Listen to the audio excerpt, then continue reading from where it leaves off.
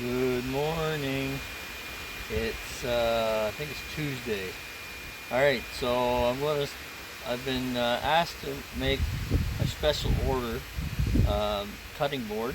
So I'm going to record the process so everybody can see what's going on. All right, so here's burl. This is a cherry burl.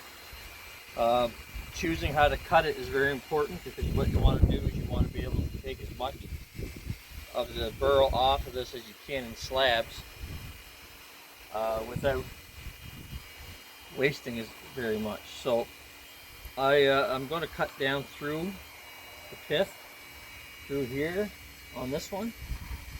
On this one over here, I'm going to cut the side off of it here, so I got a nice flat surface for my bandsaw, and I'll be able to take some of this off. It's not as it doesn't protrude as much as I would like it, but I think I can get a couple slabs off of this one, and possible maybe turn a bowl later with what's left. All right, so get her started, and using the old trusty power saw.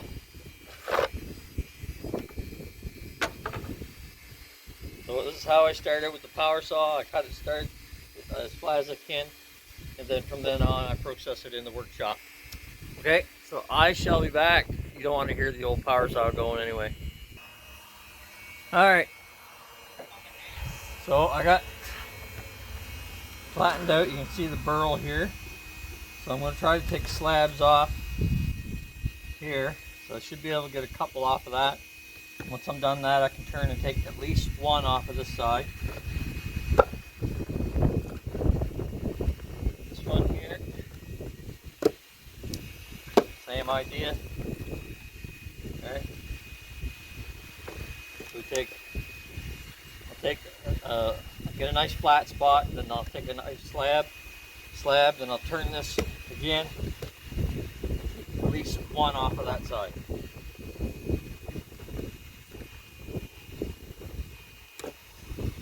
This one here is going to sit flat here. I'll be able to take one, two, maybe even three off of this side, and then I can turn it, take at least one nice one off of this side, turn it again, and possibly get one nice one off of this side. Okay, so it has the promise. Let's give her a shot and see what happens. All right, so what we have to do now is we have to provide a flat edge. So we got to freehand the first cut. So we'll freehand the first cut, then we'll use it to get the next slab. We gotta remove this anyway to get a nice flat space for the mold. So.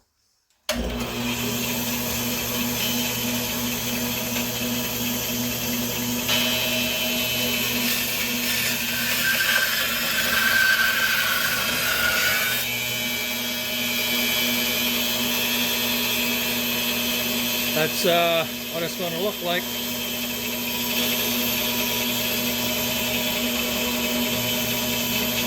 So now this flat runs against this here. This is my fence, and then we take about an inch and a little over an inch and a quarter width.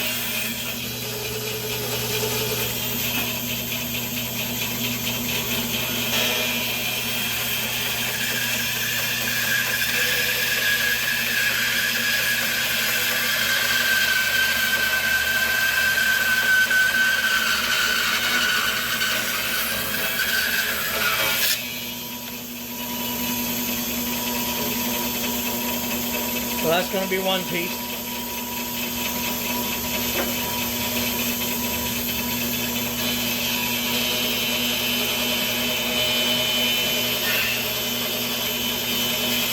This is going to take some of the wood off, but we should still be able to use the top half of that. Because if you look at it, you can see there's lots of burl there.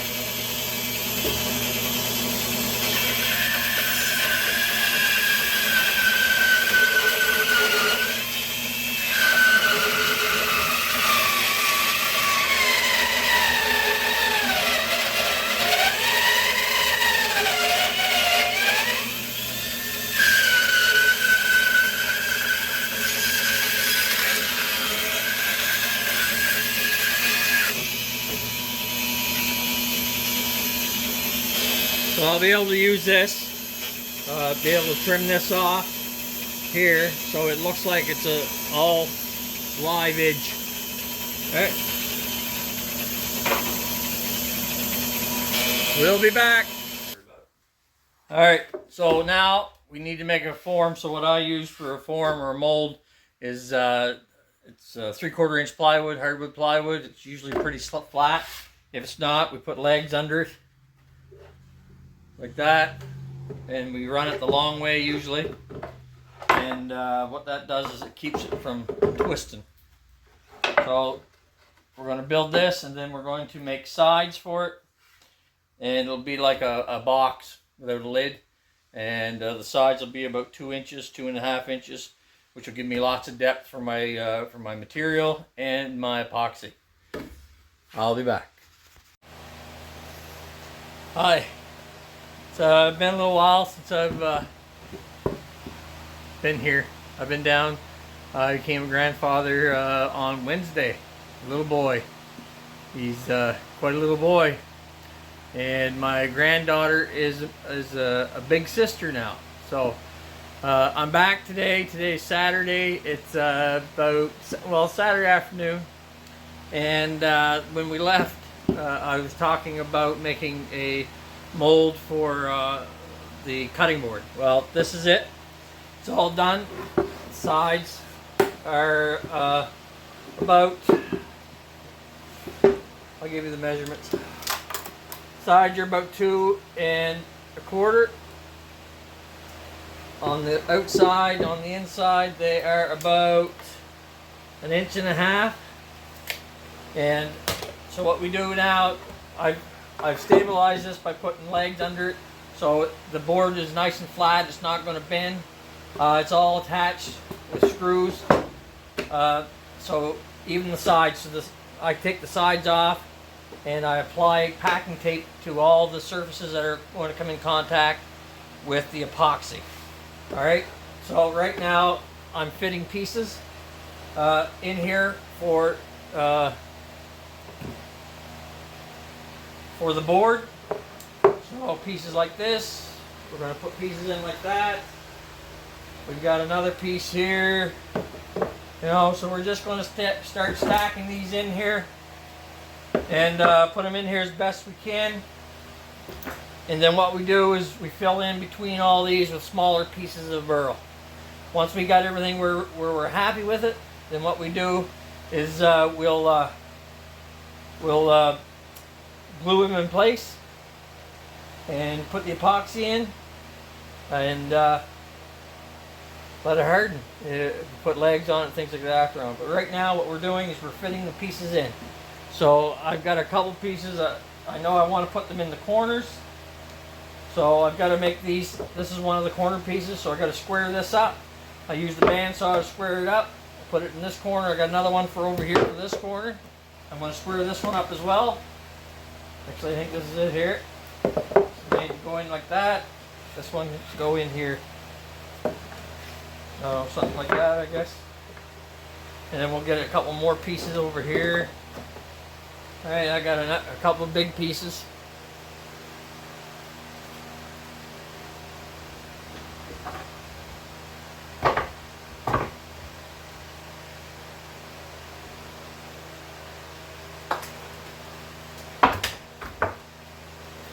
We've got pieces like that I can cut to fit. So I'm going to carry on doing that, and hopefully it'll come together for us. And I will be back as I get further on. Okay, it's starting to come together. Let's see if we can get it a little closer here. Maybe we can tip it down a little bit.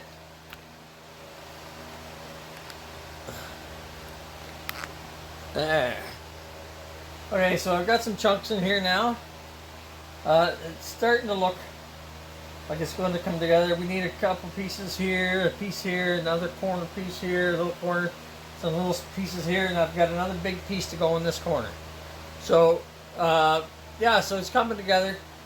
The thing is that when you lay in pieces, you put the pieces you don't want on the top, on the bottom, because this piece here, if I was going to use this as the top piece, then I would trim this stuff around here, trim this here, and just have that shape exposed.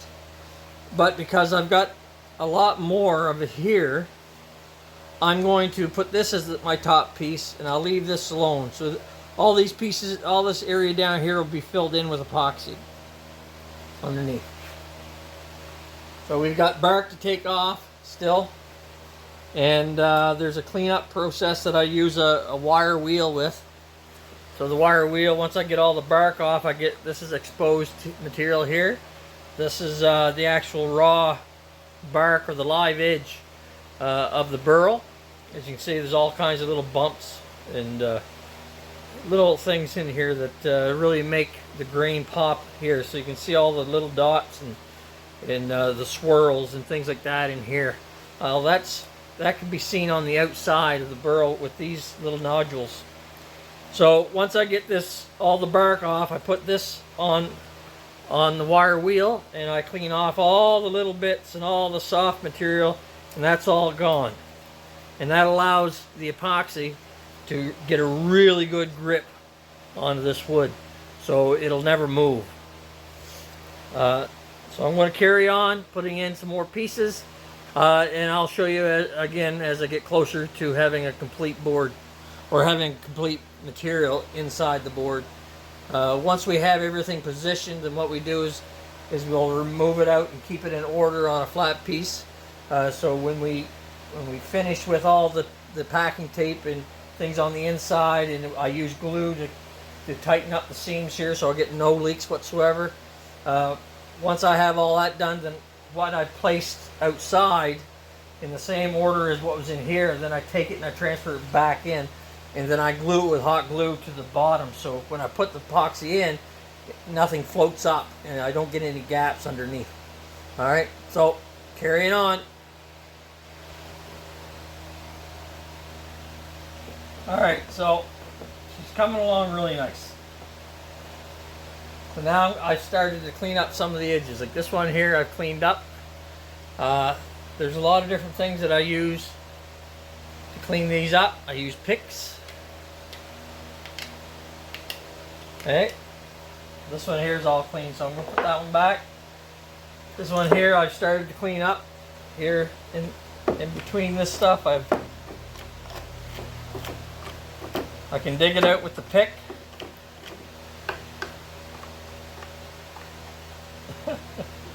I got an earwig and my mold. It's very hot here the last few days, and these little guys are trying to get away as best they can from the heat. Alright, so I can use picks. There's places like here that have inclusions. Cherry Burl is known for their inclusions, so I can use this here. I've also got a hammer. Alright, so I can use my hammer to slide this over here, and use my hammer to pick away at the bark.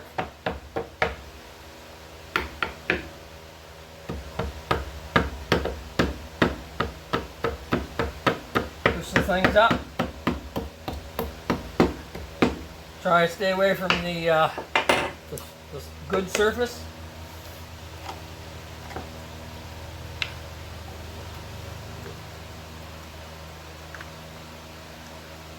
Get the bark out of these inclusions, and what we do is when we pour the epoxy, we pour the epoxy where the bark used to be, and it fills it up.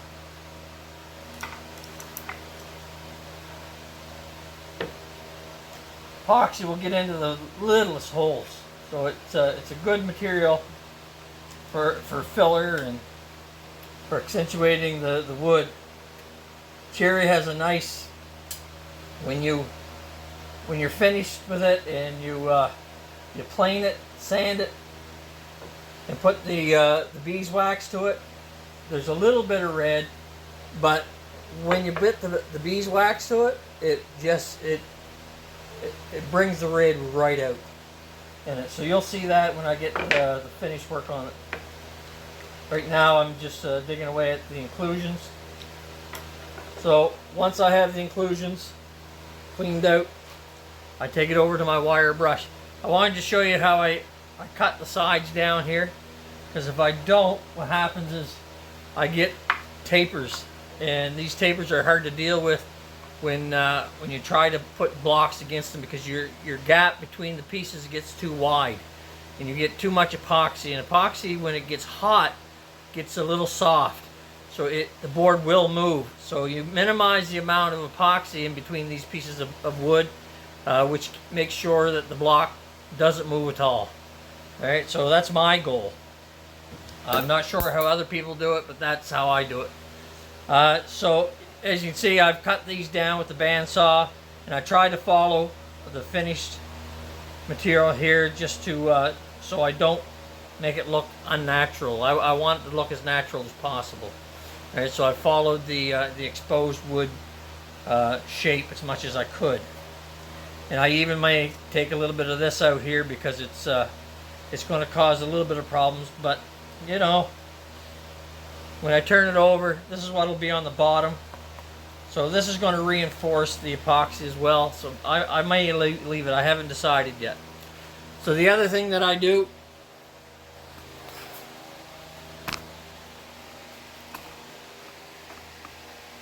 so I use the wire wheel.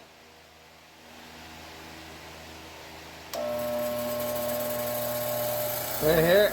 And I try to clean up these edges.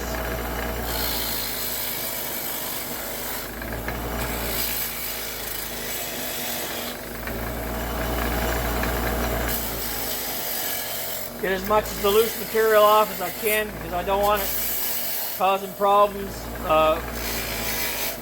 with the epoxy trying to adhere to it.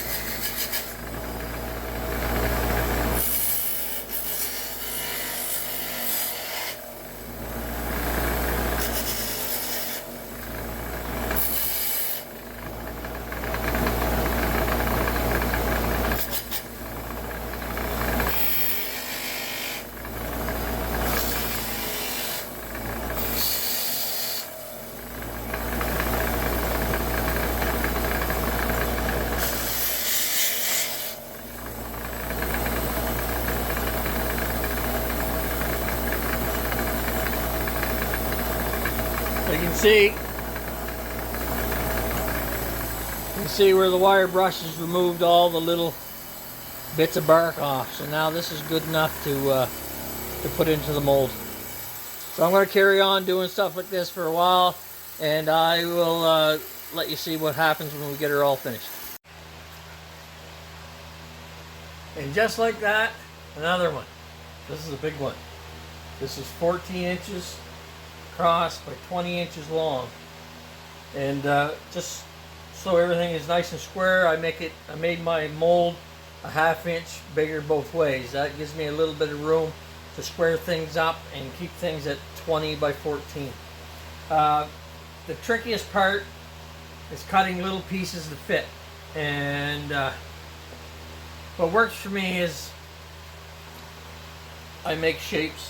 What I'll do is I'll take pieces out, and then I lay a sheet that's not cut in the area where I want to cut one. And then what I do is I take this piece of paper, cut it out with the scissors, arts and crafts, and then I lay it on a piece of wood and I trace around it. It gives me a really good starting point. So this is what I drew. So it's pretty close. There were some little adjustments here that I had to make just because I don't know, I might have messed up when I did the drawing. But it turns out really well, and then when you go to put it into place, there's no fighting with it. It goes right into place. So it's coming along. I'm happy with how things have turned out. Some of the more intricate pieces are like this one here. So I had to do a lot of just little jigging around and things like that to get it to go in there right. But those little pieces are important because what happens is they close up the gaps between the bigger pieces and allows the epoxy to join them all together. It makes for a stronger board when you put these little pieces in there and you bridge the gaps between the big ones. So tomorrow we're going to do the epoxy. I think I'll do it first thing in the morning. I'll pour the epoxy. I'll put this on as well. It's going to probably take about 35 ounces, I'm thinking 40 ounces. So that's a good chunk. I had one that I did here a little while ago, and it took let me see, there's about 30 ounces. So yeah, it's the epoxy is not cheap, so it's you got to put enough in. So what I do is when I pour the epoxy, I flood it so it's above the wood. That way, any slow places where it's creeping in the stuff, you've given enough epoxy to do that. Because some of the little cracks takes a while for the epoxy to seep in.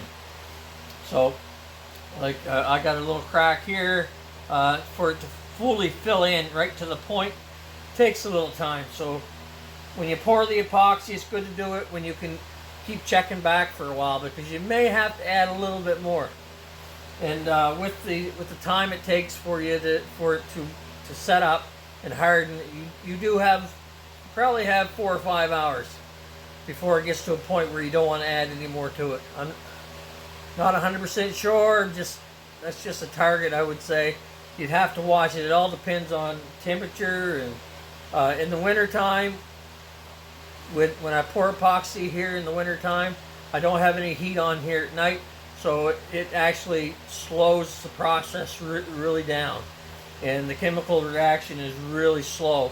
And that's good if you've got a thick piece of epoxy, because the faster it cures, the more chance there is of getting cracks. And cracks are a pain in the butt. But anyway, moving on. So tomorrow morning, what we'll do is we're going to have another good look at what I have here, and then I'm going to mix the epoxy, pour the epoxy. This is going to be a dark green epoxy that's going to go in this one. So I'm interested to see how it's going to turn out. So stay tuned. Hi. Okay. This is coming out of the form. So when I put these all in, I have to match them all together. So when one matches into the other, you get a fine line between the two of them. In order to do that, you've got to be able to trace it pretty accurately. And what I do is I'll lay the pieces in there over a piece of paper. Then I'll draw a line on the paper and make the shape I need to have to fill it in. And then I cut it to that shape on my bandsaw, and I put it into the jig or into the mold. This mold is a larger one. This is 20 by 14, and I've used about 54 ounces of epoxy and a bunch of pigment. It's a green pigment, so it's going to look nice once we're done.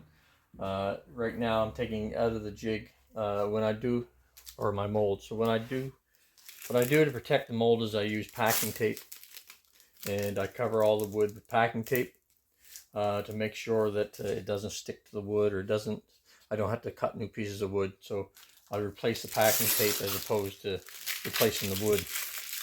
Right. The other thing that I do, once I have all the sides on, like this one here, I have all the sides on it like this, I'll go with my hot glue gun in all the corners where this piece joins to the base here. You can see some of the glue, and I make sure all my joints are sealed up. I usually like caulking, but glue is a lot easier, seeing as you're gluing the parts to the base anyway. So you got it right handy. So this here, each part that's in here is actually glued to the tape that's onto the base. And what that does is it keeps it from floating up as you add your epoxy, because it is wood, it'll float on epoxy. So you glue it to the base, keeps it from floating up, and then you fill in with the epoxy in your mold. So now I'm going to be taking this off. In order to take this off, what I'm doing is I will put a chisel between the wood and the material, and hopefully it'll come off easily. So I'm going to do that, and I will be back. All right, I got all the sides off. I got the back off. It actually come off quite easily. So this is the underneath here. When I'm done, it's going to be close to 1 inch thick. So when I plane it off, I need to be able to get it down to my lowest piece, or my thinnest piece. So there was no need to add enough epoxy to go up above the thicker pieces, because I am going to plane it down to the lowest piece. So this is it here. This is the top. This is the bottom. Thickness here. So I'll let it harden up, and then the next part is putting it through the planer. So we'll, when I get it ready for the planer and put it through the planer, I'll do a little video on that as well. Hey, thank you for watching. Alright, I just thought I'd show you it coming out of the mold. I don't think I got a video that shows that. So you take the screws out, everything's screwed together here. You take the screws out. This one here, I've already loosened it up. So you can see there's the tape. I'm going to take this one off here.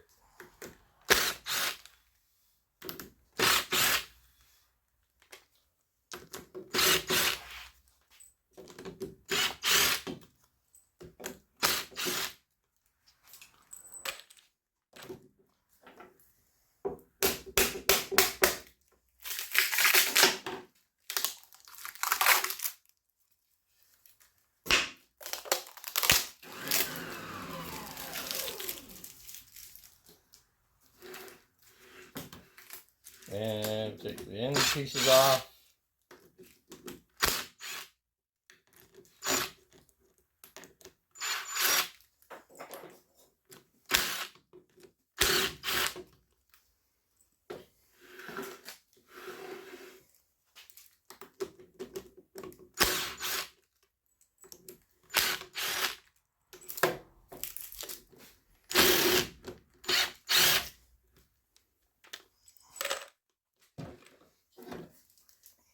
And lightly tap them, allows it to release. And you don't damage your pieces when you do a nice light tap.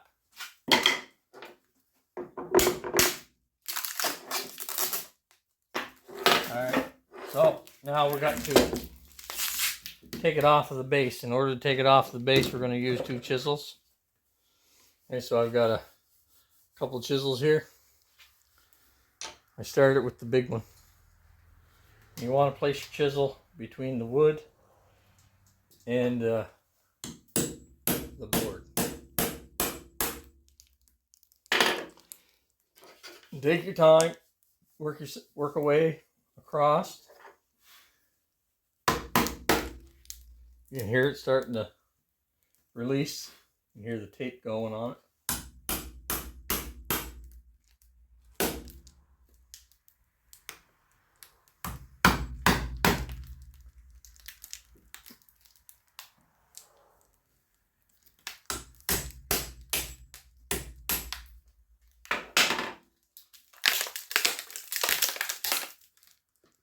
I love that sound. As long as it's not the wood coming apart, it's a nice sound. So nothing got on the wood. This mold is perfectly reusable. Reuse that. Tape stuck with epoxy, but that doesn't matter. My planer will take that off. I don't have to worry about that.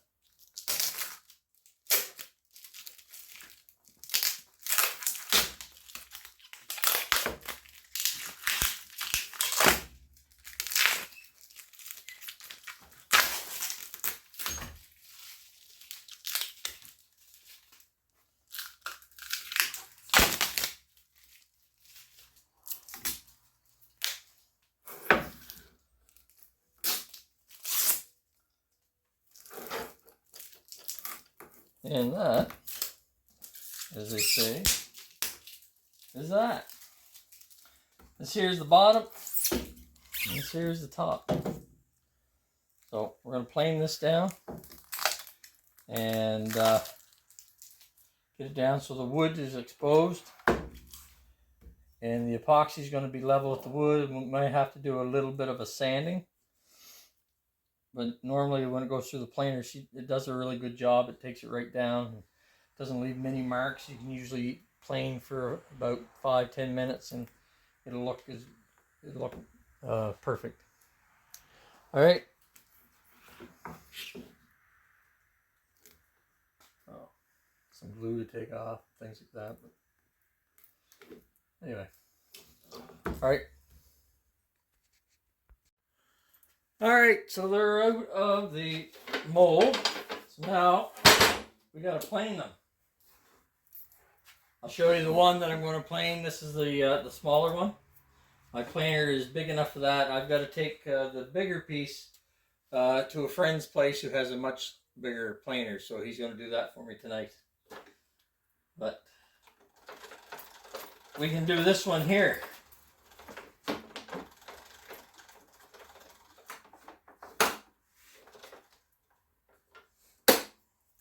Now the bottom is nice and flat because it was on the plywood, so I'm going to use that as my reference, and we'll put her through here. It's going to be loud.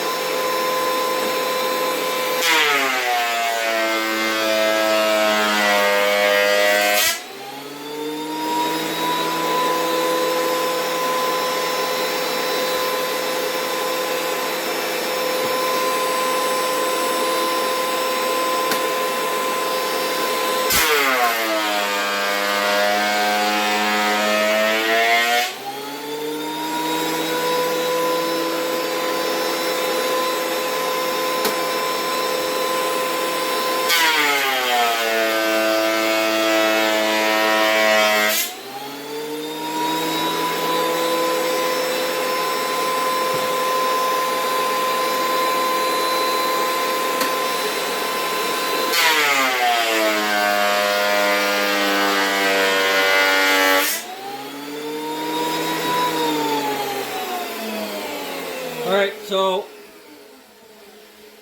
some of the wood is coming out, but there's other ones here that I've got to get down quite a bit. So I'm going to pause and I'll do this and I'll bring it back when I got her down. Alright, so get some light on this so you can see it.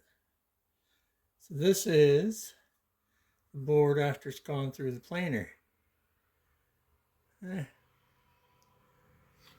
this is the back of it. This is the one, this is the face. This is where I want people to see the designs and the colors and all that. So this one here is almost finished. There's some sanding. There's a little bit of there are a few little divots that I need to fill. And I can go over that once we get to that point. It's about 3/4 of an inch thick. It's a nice board. Thanks.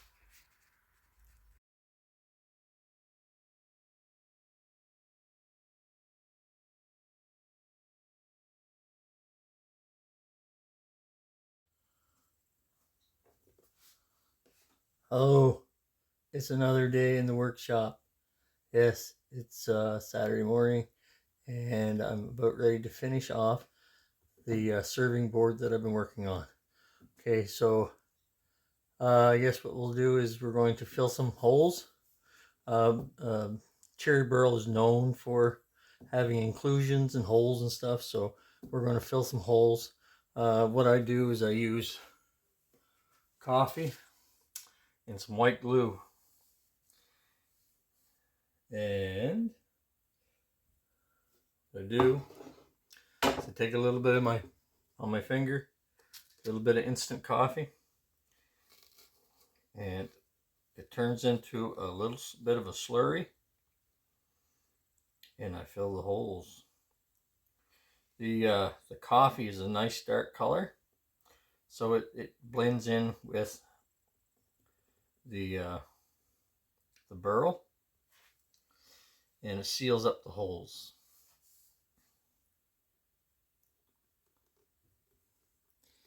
You'll notice it's dark wherever it goes on, but normally what happens is it actually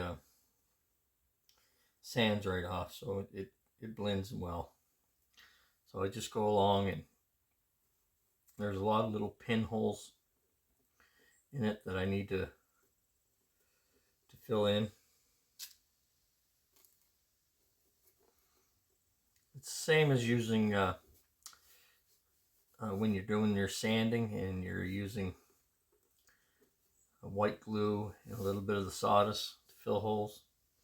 It's similar to that. And this here, the reason I use the coffee is because it looks like it's the same color as like a bark inclusion, and it adds to the piece, other than if you were to use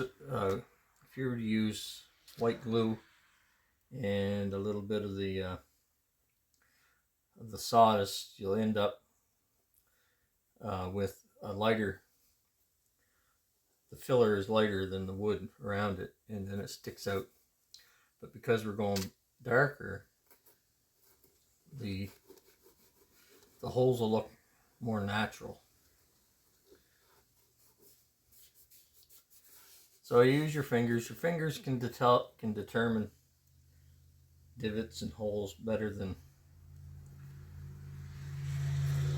your eyes.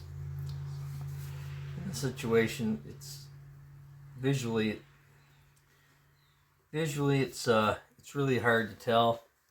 But when you rub your fingers, you can feel little divots and things of that nature that should be filled.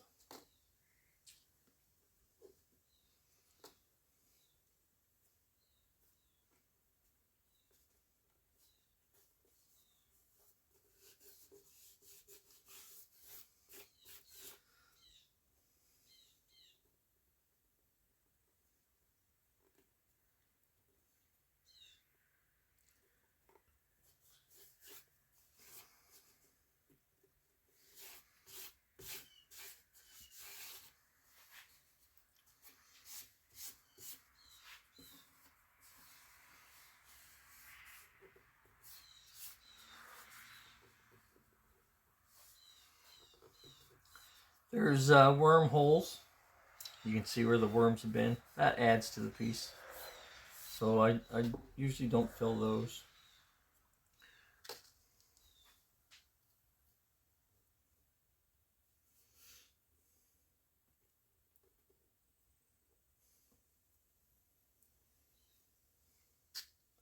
When the coffee and the glue harden, it's just it's hard as the wood that's around it. So it's a really good filler, or I find it is anyway.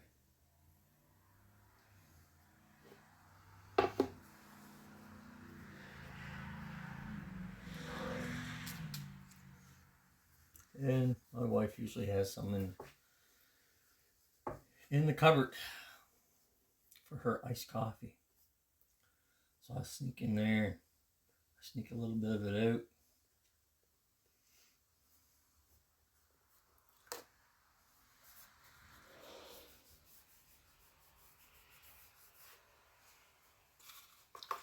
So don't tell her.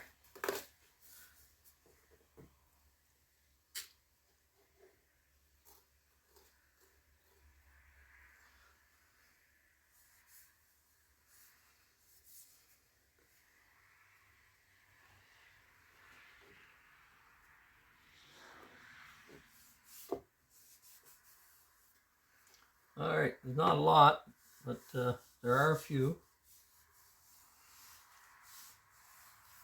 Even when you have a bubble in the epoxy and you need something to fill it, this even adds to it. It's a nice type of filler. It's nice and dark and adds a lot of contrast, which is nice.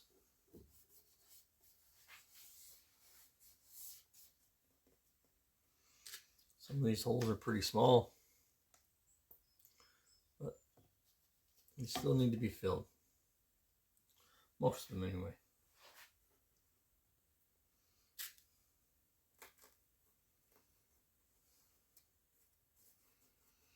So a lot of other fillers people use, different stuff.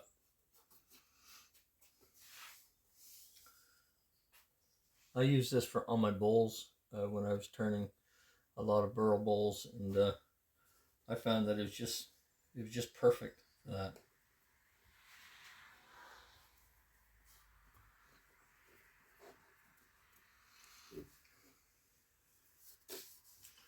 Okay, I think I have them all filled. Now we gotta let it.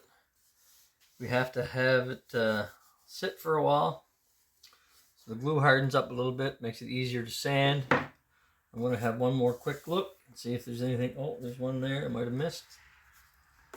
Take a little bit of glue and a little bit of coffee. And fill this one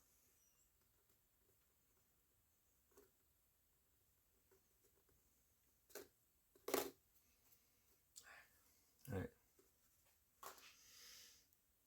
Okay, so we'll let this sit for about 20 minutes, and that'll stiffen up the glue, and then we can come back, and what we'll do is add a light touch of glue over top of it just to seal everything up where I've filled in the holes. All right, oh, another one there. Just keep coming up. It's funny, you get pretty in tune at seeing these things after a bit and feeling them. And there's a fine line between, having too many fills or not enough. So every time I see a hole, I try to fill it. Because the people who make these only see it for a short period of time, right? But the people who buy it see it for a lifetime usually, if they keep it that long.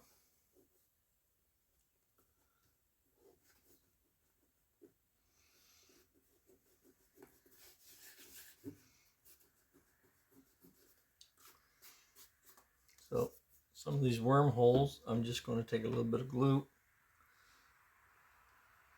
They have sawdust from the worms, and then so I'm going to just seal them in.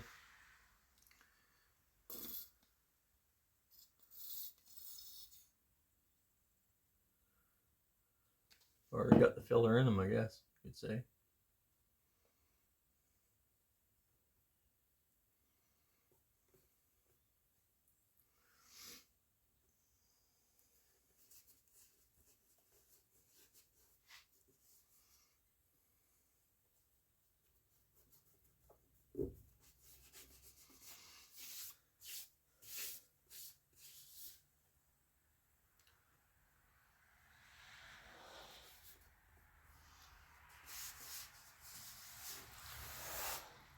So the wormholes, I usually just Put a little dust on top of them just to soak up the glue. I'll be back.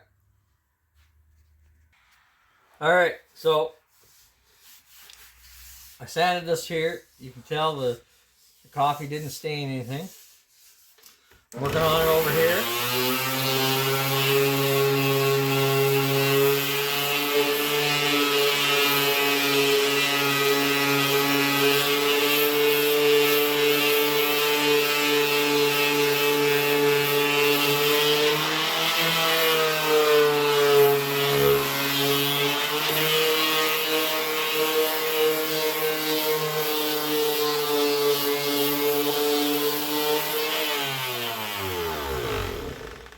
And sometimes you'll miss a little one. So you can just fill that up and run the sander over it. I try to get a little bit of dust to suck up some of the glue so it doesn't wreck my sanding paper.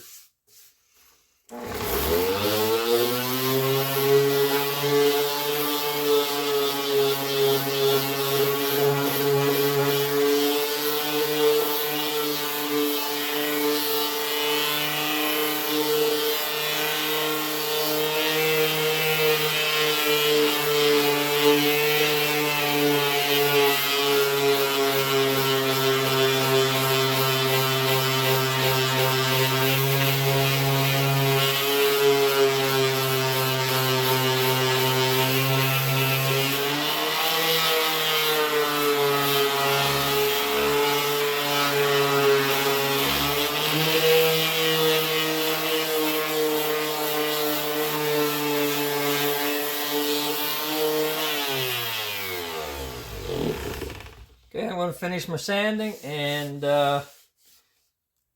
we'll do a, I'll show you how I look to see if I've got any blemishes or anything that needs to be repaired.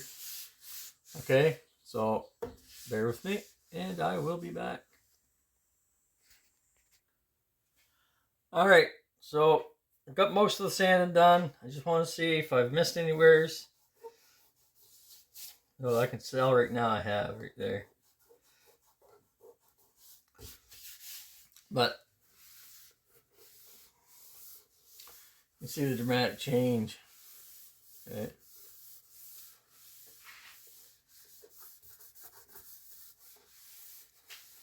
Whoa, this is going to be beautiful.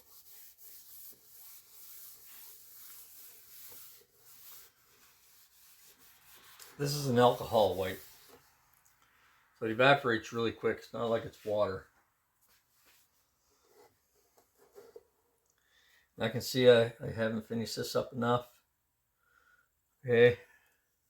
Here. And I got a little bit there to do yet. There. But it's starting to look really nice. It's starting to come out just nice. So, some more sanded. I'll get her done.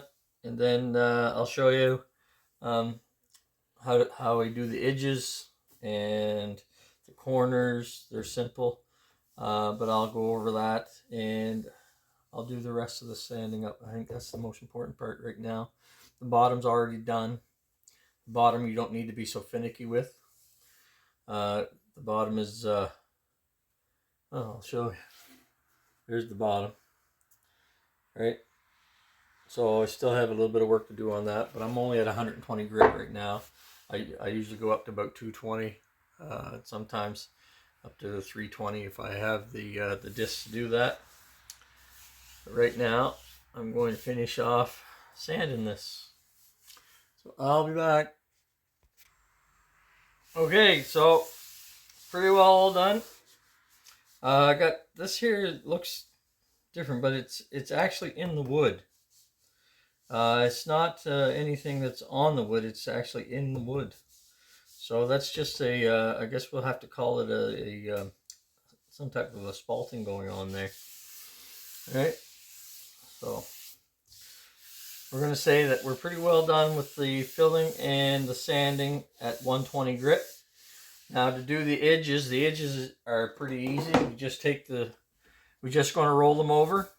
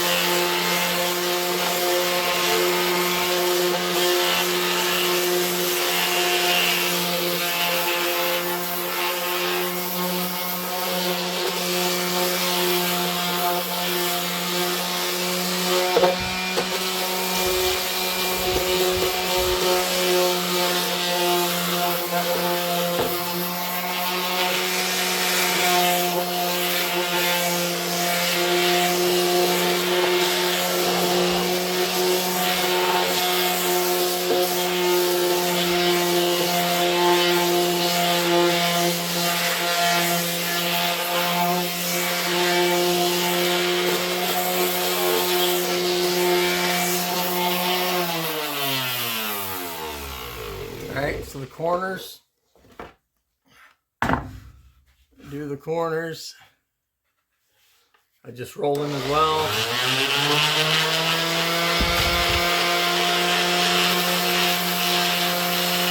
where I trimmed it up with the saw, I gotta get the saw marked out.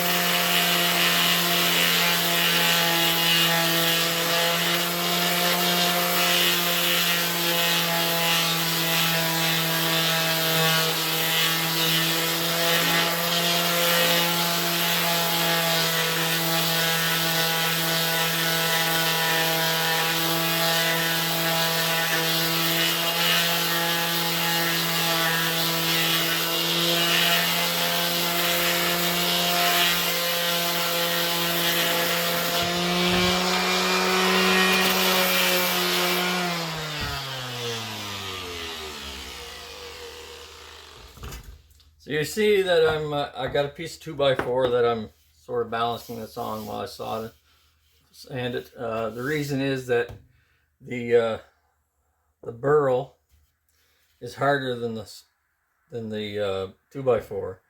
So if anything's going to dent, it'll be the 2x4 and not the burl, because I don't want the burl to dent, because then that's more work to get it nice and smooth. So I use a softer piece of material to put this on, so it takes the impact and not the board. Alright, so I'm going to finish up all the edges and I shall be back. Alright, I got her up to 320. Did a light sanding on with 320. So now I've got to clean everything up. We're going to start the process of putting the finish work on. So I sanded the bottom to 220 and I cleaned it up with an alcohol wipe. So I'm going to do it here. You're going to see a dramatic change in what you're seeing right now. But I've got to scrub all the little bits of dust off, because when you put the finish work on, it looks a little rough if there's still sandpaper or still sand dust on your material. So you got to clean it off.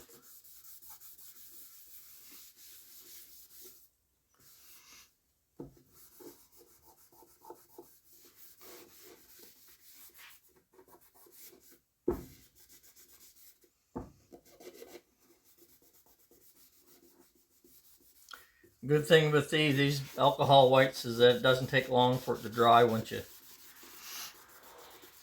get her all cleaned off.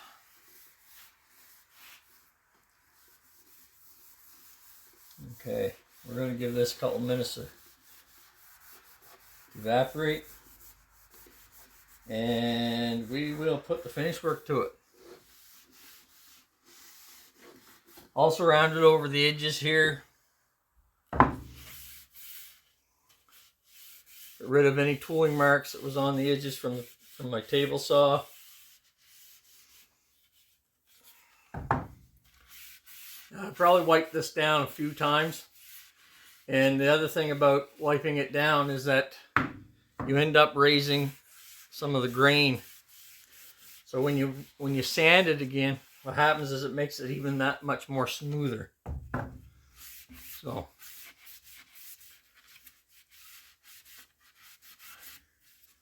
alright, so I'm going to give that about 5 or 10 minutes to dry off. And then what we'll do is we'll put the finish on it. So I'll be back and we'll finish it up. Alright, everything's dry. We're going to put the finish on it now. This is the end of her. Going to use a clean rag.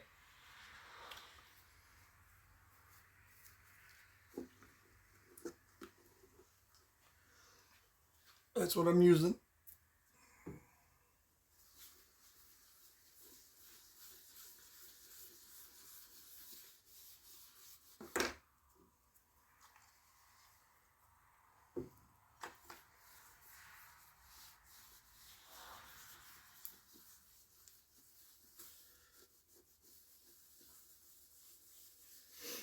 So you put it on, nice thick coat, and you let it sit for about 5 minutes. allow the wood to absorb it. And then you do some buffing. So I have a buffing wheel. It's almost like a grinder that I use. A lot quicker than trying to buff by hand. But it's important that you get enough of this stuff on for your first coat.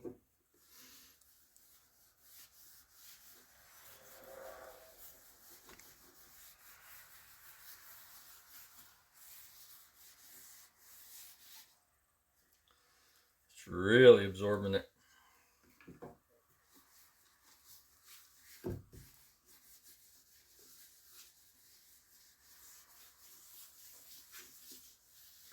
So this is the color it's going to be. It's not going to change color anymore.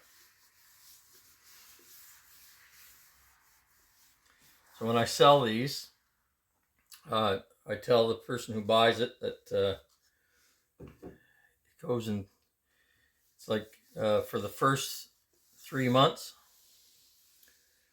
put a coat on about once a week if you're using it.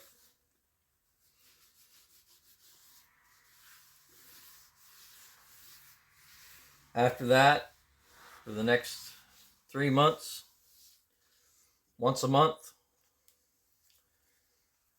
And depending on what you're using, you read the instructions on the manufacturer's instructions on whatever you're using. Now there's other things you can use, like I use this because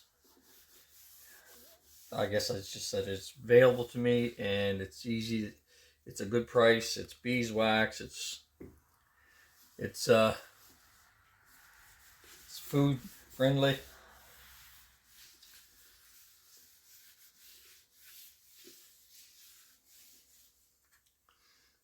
And we do the edges as well.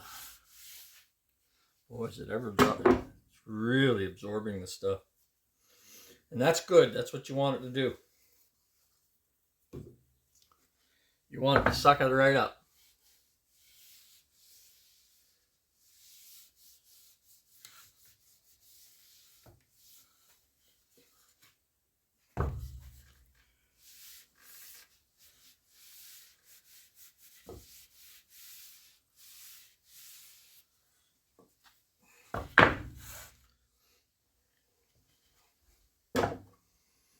Need some more.